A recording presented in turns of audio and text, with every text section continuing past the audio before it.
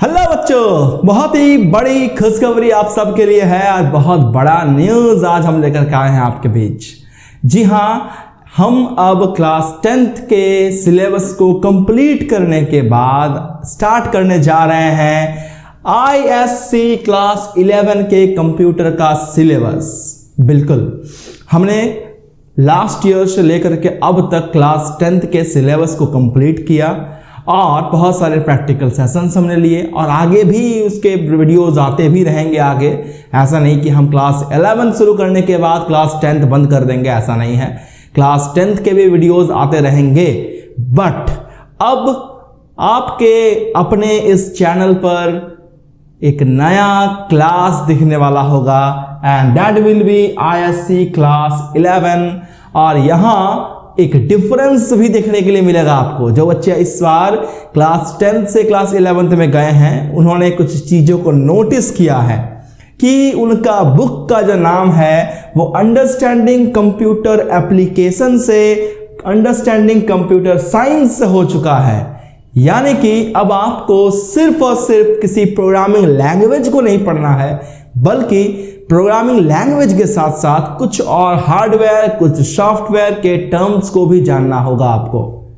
तो ये class 11th ISC के क्लास 11th में आपको नई चीजें देखने के लिए मिल रही होंगी। साथ ही साथ आपको और भी बहुत सारी चीजें नई दिखने के लिए मिलेंगी। कुछ चीजें आपको हो सकती है क्लास 10th से मिलता जुलता रहे, तो आपको फिर वहां हेल्प होगा कि क्लास 10th की कुछ चीजों का आप ये रिवाइज कर रहे होंगे।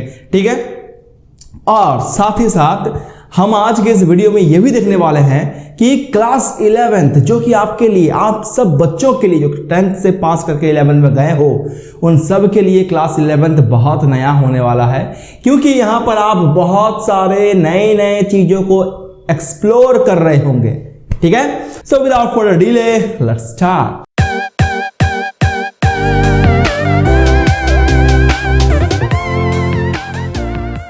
तो देखो बच्चों, class 11th ISC class 11th में जो आपको बुक पढ़ना है अंडरस्टैंडिंग कंप्यूटर साइंस, आपको मैं वो बुक दिखा देता हूं जो कि मोस्टली यूज किया जा रहा है मैक्सिमम स्कूल्स के द्वारा, मैक्सिमम बच्चों के द्वारा। वो है understanding ISC computer science Java with VLUJ। ये बुक मुझे लगता है काफ़ी अच्छी है और इसके जो कंटेंट है, इसमें जो प्रोग्रामिंग्स वगैरह दी हुई है, सब बहुत बेहतर है। और ऐसा नहीं कि मैं आपको प्रमोट कर रहा हूं कि आप यही बुक खरीदो, आपको जो मन आप वो बुक खरीद सकते हो, क्योंकि बुक डिफरेंट हो सकते हैं बट कंटेंट सबके सेम ही रहेंगे। किसी बुक में थोड़ा ज़्यादा एक्सप्लोर किया हुआ रहेगा, एक्सप्लेन किया हुआ रहेगा चीज़ों को, किसी में थोड़ा सा कम, बस यही फ़र्क है। बट हम लोग तो यहाँ पर हर चीज़ को जानने वाले हैं। जो किताब में है उसे भी जानेंगे, जो किताब में नहीं है, छूट चुका है, उसे भी देखने वाले होंगे। ठीक है, अब बात करते हैं कि अंडरस्टैंडिंग कंप्यूटर साइंस का जो बुक है, इसको 3 सेक्शन में बांटा गया है। सेक्शन A, सेक्शन B और सेक्शन C। सेक्शन C मैंने अभी लिखा नहीं है इस बोर्ड में, बट पहले हम सेक्शन A को देख लेंगे, फिर सेक्शन B को देखेंगे और लास्ट में फिर आपको सेक्शन C बताएंगे। इस पूरे क्लास 11th के सिलेबस को 3 पार्ट में बांटा गया है। ठीक है, सेक्शन A, सेक्शन B और सेक्शन C में। सेक्शन A में हमें देखने के लिए मिल रहा है basic computer hardware and software, जहां पर हम सबसे पहला चैप्टर शुरू करेंगे क्लास 11th के सिलेबस का, दैट इज नंबर्स यानी कि नंबर सिस्टम, जो हमने क्लास 10th में भी पढ़ा होगा थोड़ा बहुत, क्लास 8th में 9th में भी थोड़ा बहुत देखा होगा आपने। नंबर सिस्टम यानी कि ये मैथ्स के नंबर सिस्टम की बात नहीं कर रहे हैं, यहां पर जो बात हो रहा है वो है क्लास 11th के कंप्यूटर साइंस का नंबर सिस्टम, जहां हम binary number system, octal number system, decimal number system, hexadecimal number system, इन सारे नंबर सिस्टम को पढ़ रहे होंगे। और साथ ही साथ इन नंबर सिस्टम्स में, इन नंबर्स के आपस में कन्वर्जन्स कैसे होते हैं, इसे हम लोग देखने वाले होंगे।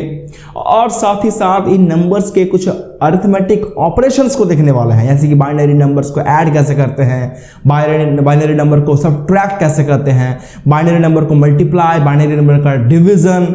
वैसे ही आगे चल के देखेंगे हम लोग ऑक्टल का एडिशन सब्ट्रैक्शन, हेक्साडेसिमल का एडिशन सब्ट्रैक्शन, फिर डेसिमल का एडिशन सब्ट्रैक्शन। हम हर तरह के नंबर सिस्टम का अरिथमेटिक ऑपरेशंस को भी देखने वाले हैं। यानी कि इस चैप्टर में बहुत कुछ चीज सीखने के लिए मिलने वाला है। अगर बात करें नेक्स्ट चैप्टर जो आपको लेसन 2 है, दैट इज इनकोडिंग। नाम से ही बड़ा क्लियर है, यहां पर आपको बहुत सारी इनकोडिंग का प्रोसेस सीखने के लिए मिलने वाला है। यानी कि आपने क्लास 10th में एक चीज पढ़ा होगा, दैट इज ASCII कोड, शायद आपको याद होगा। आपको मैंने एक चीज और बताया, दैट इज यूनिकोड। आपने सुना होगा, यूनिकोड का नाम आपने सुना होगा, एटलीस्ट यूज बहुत नहीं किए हैं, लेकिन नाम आपको बताया गया था। और उसके साथ साथ एक और नया टर्म हम लोग पढ़ेंगे इसमें इनकोडिंग का प्रोसेस, दैट इज इसकी कोड, ISCII। हम लोग जानेंगे कि ये इसकी या फिर ISCII ये जो कोड है ये किस तरह का इनकोडिंग का प्रोसेस है। हमने हालांकि ASCII के बारे में तो देख लिया ऑलरेडी, और यूनिकोड के बारे में थोड़ा बहुत आपको मैंने इंट्रोडक्शन दिया था। तो इन सब चीज़ों के बारे में पढ़ रहे होंगे हम इनकोडिंग के चैप्टर में। अगर बात करते हैं लेसन 3 का, तो यहाँ पर हमारे पास है prepositional logic, hardware implementation, arithmetical operations, यानी अलग अलग लॉजिक गेट्स के बारे में पढ़ेंगे हम लोग। लॉजिक गेट्स क्या होता है और इनके ये कैसे दिखते हैं, इनका यूज कहाँ होता है, क्यों यूज करते हैं, इसका ऑपरेशंस कैसे कैसे होता है, इन सब चीज़ों के बारे में बात कर रहे होंगे लेसन 3 में। यानी देखने जाओगे तो आपके पास ये 3 जो है वो नया देखने के लिए मिलेगा, क्योंकि ऑब्वियस सी बात है, नंबर्स को आपने पढ़ा है 8-9 में, बट वहां पर आपने उतना एक्सप्लोर नहीं किया होगा उसको। आपने हो सकता है नॉर्मली पढ़ा है और ऑक्टल नंबर सिस्टम किसे कहते हैं, बाइनरी नंबर सिस्टम किसे कहते हैं, बस किसे कहते हैं आपने ये देखा है, बट उनका कन्वर्जन कैसे होता है, उनका ऑपरेशंस कैसे होता है, ये शायद नहीं देखा हो। तो ये सब आपको देखने को मिलने वाला है। तो बेसिकली सेक्शन ए जो है वो मैक्सिमम बच्चों के लिए नया होगा, कुछ नया कुछ पुराना मिलता जुलता आपके पास सिलेबस रहने वाला है। अगर बात करें सेक्शन बी का, यहां पर हमने देखनी है introduction to OOP using Java, यानी सेक्शन बी आपको टोटल देखना है एप्लीकेशन के बारे में, यानी कि उस लैंग्वेज के बारे में, जावा के प्रोग्रामिंग लैंग्वेज को फिर से हमने एक्सप्लोर करनी है। शुरू करेंगे लेसन 4 के साथ, जहां हम लोग इंट्रो देखने वाले होंगे जावा लैंग्वेज का, जो कि ऑलरेडी हमने 10th क्लास में देखा है। थोड़ा सा और रिवाइज करेंगे, कुछ नई चीजों को जानेंगे, ठीक है। लेसन 5 में होगा कॉन्सेप्ट ऑफ डेटा टाइप्स, फिर हमारे पास है ऑपरेटर्स एंड एक्सप्रेशंस, फिर हमारे पास लेसन 7 में आएगा conditional and looping statements. Lesson 8 है character handling and string manipulation, जो कि हमने ऑलरेडी क्लास 10th में देखा है, फिर भी उनके रिलेटेड कुछ और नए टर्म्स को हम देखने वाले हैं। बहुत सारे अलग अलग प्रोग्रामिंग्स को करने वाले हैं। लेकिन अगर आप मेरे रेगुलर स्टूडेंट हो, अगर आप मेरे रेगुलर व्यूअर हो, आप मेरे वीडियोस को हमेशा देखते हो, तो इन सब टॉपिक पे मैंने वीडियो ऑलरेडी क्लास 10th में बना रखा है। हालांकि मैं 11th में फिर से इसको कराने वाला हूं, लेकिन अगर आपको एक बार देखना है कि बेसिक कैसा होता है क्या नहीं, अगर आपको नहीं पता है तो आप एक बार देख लेना। इससे क्या होगा, जब 11th में जब इसको पढ़ाने वाले होंगे तो आपको थोड़ा हेल्प मिलेगा, थोड़ा रिवीजन होगा, कुछ चीज़ें नहीं लगेंगी, नहीं आपको लगेगा हाँ भाई ये तो पहले मैंने सुना है ना। कभी कभी ऐसा होता है कि कुछ चीज़ नया अगर सुनने के लिए मिले तो आपको थोड़ा अजीब लगता है। जैसे कि यहाँ पर मैंने बताया इन कोडिंग में एक कोड के बारे में बताया, दैट इज इसकी कोड, ISCII। आप बोलोगे ये क्या चीज़ है सर, बट ASCII मैंने जब बताया तो आपको नया नहीं लगा वो, क्यों? क्योंकि ASCII आपने ऑलरेडी पढ़ा हुआ है, अब उसका रिवीजन होगा। तो वैसे ही इन चीज़ों को अगर थोड़ा सा आप देख लेते हो मेरे चैनल के वीडियोस में, तो आपको क्या होगा ना, चीज़ों को पहले से आप इंट्रोड्यूस हो जाएगा, फिर दोबारा आप जब पढ़ाएंगे इसको हम, तो आपको ये चीज़ें नई नहीं लगेंगी, ठीक है। चलो अगला हमारे पास character handling and string manipulation, फिर हो गया मेरे पास 9 चैप्टर में है एरेज। एरेज में हमें यहाँ पर दोनों पढ़ना है। क्लास 10 में हमने पढ़ा था single dimensional array only, but यहाँ पर single dimensional as well as आपको डबल डायमेंशनल एरे भी पढ़ना है। उनके अलग अलग प्रोग्रामिंग्स भी करने हैं, सिर्फ इंट्रोडक्शन नहीं है, इसमें पूरा इलैबोरेट किया गया है चीज़ों को अच्छे से। लेसन 10th जो हमारा होगा that will be methods and constructors, जो हमने ऑलरेडी क्लास 10 में पढ़ा है, बट यहाँ पर आपको और डिटेल्स में और अंदर घुसना है आपको इस मेथड के बारे में जानने के लिए। कंस्ट्रक्टर के बारे में जानना होगा, जहाँ हमने कॉपी कंस्ट्रक्टर नहीं पढ़ा था क्लास 10th में, उसे आप क्लास 11th में इंट्रोड्यूस कराया जाएगा। वैसे ही मेथड्स में हमने कॉल बाय रेफरेंस के बारे में बस इंट्रोडक्शन दिया था आपको कि ये क्या होता है, उसके रिलेटेड प्रोग्राम्स हमने नहीं किया था। इन सब चीज़ों को डिटेल्स में और डेप्थ में हम लोग सेक्शन बी में पढ़ने वाले होंगे।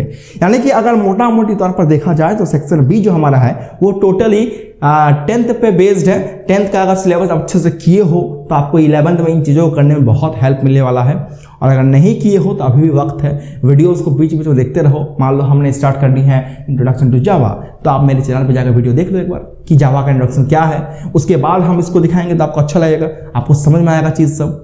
आई होप आपको समझ में आ रहा है। अब हम देखने वाले हैं सेक्शन ए, सेक्शन बी हो गया, अब सेक्शन सी में क्या टॉपिक है उसे देखने वाले हैं। तो अब अगर बात करें सेक्शन सी का, तो सेक्शन सी आपके लिए कंप्लीटली नया है, क्योंकि इसमें जो टॉपिक्स है ना ये बहुत इंपॉर्टेंट भी है और एकदम नया है आपके लिए। जो हम लोग क्लास सेक्शन सी को शुरू करने वाले होंगे 11th क्लास के सेक्शन सी को, तो जब हम लोग सेक्शन सी को शुरू करने वाले होंगे तो आपको विशेष ध्यान देना होगा हर एक चीज़ों पर, क्योंकि यहाँ पर अगर आप एक भी क्लास को मिस करते हो तो आपको फिर उसका लॉस, उसका कॉन्सिक्वेंस भुगतना होगा, क्योंकि फिर आगे का वीडियो समझ में नहीं आने वाला होगा। ठीक है, सबसे पहला चैप्टर हमारे पास क्या है सेक्शन सी का 11 नंबर चैप्टर हमारे पास है basic input output data file handling. यहाँ पर आपको फाइल कैसे क्रिएट करना पड़ता है, फाइल में कैसे कैसे ऑपरेशंस होते हैं, कैसे हम लोग कोई टेक्स्ट फाइल ऐड करते हैं, कोई टेक्स्ट डिलीट करते हैं, तो इस तरीके का बहुत इंपॉर्टेंट टॉपिक होने वाला है यहाँ पर इस लेसन 11 में। लेसन 12 रिकर्सन अपने क्लास 10th में मैथड के चैप्टर में पढ़ा होगा, एक छोटा सा टॉपिक था रिकर्सन नाम का, वो एक टॉपिक क्लास 11th में एक चैप्टर बन चुका है। मतलब आप समझ रहे हो ना कि कितना डेप्थ में जाने वाला है सिलेबस, उतना मामूली नहीं है क्लास 11 का सिलेबस। क्लास चैप्टर 13 में हम लोग देखने वाले होंगे इम्प्लीमेंटेशन ऑफ एल्गोरिदम्स। एल्गोरिदम्स समझना होगा आपको। जो बच्चे 11-12 के बाद सोच रहे हैं बीटेक वगैरह करेंगे कंप्यूटर साइंस में, उनको मैं बता दूं एल्गोरिदम इज द की, वो एकदम बेसिक है। हर एक प्रोग्रामिंग लैंग्वेज का सबसे बेसिक हो गया एल्गोरिदम, क्योंकि एल्गोरिदम आपको नहीं आता है तो आप किसी प्रोग्रामिंग के स्टेप्स को क्रिएट नहीं कर सकते हो दिमाग में कि किस तरीके से एक एक स्टेप को क्रिएट करूंगा तो उसके बाद अगला वाला स्टेप होगा, उसके बाद अगला वाला स्टेप होगा, ये आप क्रिएट नहीं कर पाओगे। That is why algorithm is most important thing. फिर हो गया हमारे पास पैकेजेस। पैकेज के बारे में हमने क्लास 10 में बताया था आपको पैकेज क्या होता है। कुछ पैकेजेस प्री डिफाइंड हमारे पास प्रेजेंट हैं और उनके अंदर में अलग अलग क्या है क्लासेस हैं, उनके अंदर अलग अलग फंक्शंस हैं, तो हम लोग उन फंक्शन को यूज़ करते हैं, उन क्लास को यूज़ करते हैं। बट यहाँ पर आप सीखोगे कि पैकेज क्रिएट कैसे करते हैं, यानी कि अब तक आपने प्री डिफाइंड पैकेज को इस्तेमाल किया था अपने प्रोग्रामिंग में, अब आपको खुद का पैकेज क्रिएट करना होगा और उनमें हमें क्लास क्रिएट करने होंगे, फिर मेथड क्रिएट करना होगा और फिर उन पैकेजेस को कहीं कहीं यूज़ करना होगा। इस तरीके से हम लोग सीखेंगे पैकेज क्रिएट कैसे करते हैं। 15 नंबर चैप्टर जो है वो हम लोगों का नॉर्मली ये प्रोग्रामिंग वगैरह से रिलेटेड नहीं है, ये है trends in computing and ethical issues. मतलब कंप्यूटर के वर्ल्ड में कौन कौन से एथिकल टर्म्स होते हैं, कौन कौन सी चीज़ें होती है जो करनी चाहिए, कौन कौन सी चीज़ें होती है जो नहीं करनी चाहिए, है ना, what to do and what to don't, इन सब चीज़ों के बारे में हम डिस्कस करेंगे लेसन 15 में, terms in computing and ethics and ethical issues. बात समझ में आ गया? तो ये हमारा पूरा ओवरऑल सिलेबस है जो हम लोग पढ़ने वाले हैं क्लास 11th के कंप्यूटर साइंस सब्जेक्ट में। तो आई होप आपको समझ में आया होगा कि हमारे पास सिलेबस बहुत बड़ा है और काफ़ी इंटरेस्टिंग भी है, लेकिन समय उतना ही कम है। तो हम कोशिश ये करेंगे कि जल्दी से जल्दी आपको ये सिलेबस आपके पास पहुंचे, आपको ये कवर करवा सकूं मैं। इनके रिलेटेड जहां जहां पर प्रोग्रामिंग्स का नीड होगा मैं उनको आपको प्रोग्रामिंग भी दिखाऊंगा करके अपने लैपटॉप के स्क्रीन शेयर करते हुए। और अगर आपको नोट्स भी डिमांड है, आपको नोट्स चाहिए होगा इन सारी चीज़ों का, तो आप मुझे कमेंट करके जरूर बताना, क्योंकि जितना कमेंट आएगा मैं उतना ही ज़्यादा अच्छे से आपको इनके नोट्स प्रोवाइड करूँगा।